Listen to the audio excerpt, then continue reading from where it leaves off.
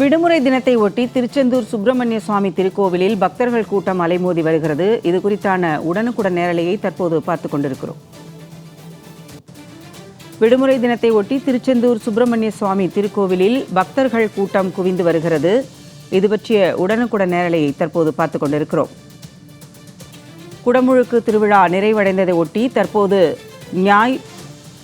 பக்தர்களின் கூட்டம் சுப்பிரமணிய சுவாமி கோவிலில் அலைமோதி கொண்டிருக்கிறது. கடந்த 7ஆம் தேதி குடமுழுக்கு நடைபெற்ற நிலையில் ஞாயிற்றுக்கிழமையான இன்று பக்தர்களின் கூட்டம் அலைமோதி வருகிறது. இது பற்றிய உடனுக்குடன் நேரலையை தற்போது பார்த்துக் கொண்டிருக்கிறோம். அதிகாலை முதலே கடலில் புனித நீராடி ரூபாய் 100 கட்டண தரிசன வரிசையில் 5 மணி நேரமும், பொது தரிசன வரிசையில் 6 மணி நேரமும் பக்தர்கள் காத்திருந்து வழிபாடு செய்து வருகின்றனர். விடுமுறை தினத்தை ஒட்டி திருச்செந்தூர் சுப்பிரமணிய சுவாமி திருக்கோவிலில் பக்தர்கள் கூட்டம் அலைமோதி வருகிறது. இது பற்றிய உடனுக்குடன் நேரலையை தற்போது பார்த்துக் கொண்டிருக்கிறோம். கூடுதல் விவரங்களுடன் செய்தியாளர் ஆனந்த் இணைகிறார். ஆனந்த், இது குறித்தான கூடுதல் விவரங்கள் என்ன? வணக்கம் ஜெயா.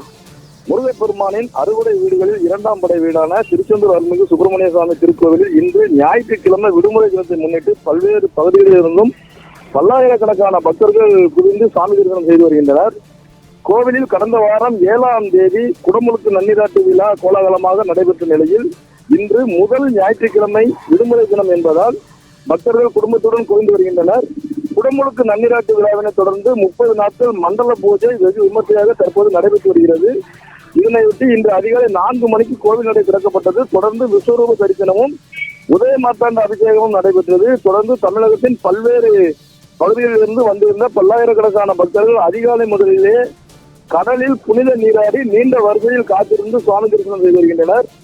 குறிப்பாக 100 ரூபாய் கட்டண தரிசன வரிசையில் சுமார் 5 மணி நேரமும், பொது தரிசன வரிசையில் சுமார் 6 மணி நேரமும் காத்திருந்து சுவாமி தரிசனம் செய்து வருகின்றனர். இதனால் கோவில் தரிசனம் செய்யும் வரிசைகள் மற்றும் கடற்கரை, கோவில் வளாகம் முழுவதிலும் பக்தர்கள் கூட்டம் நிரம்பி காணப்படுகிறது.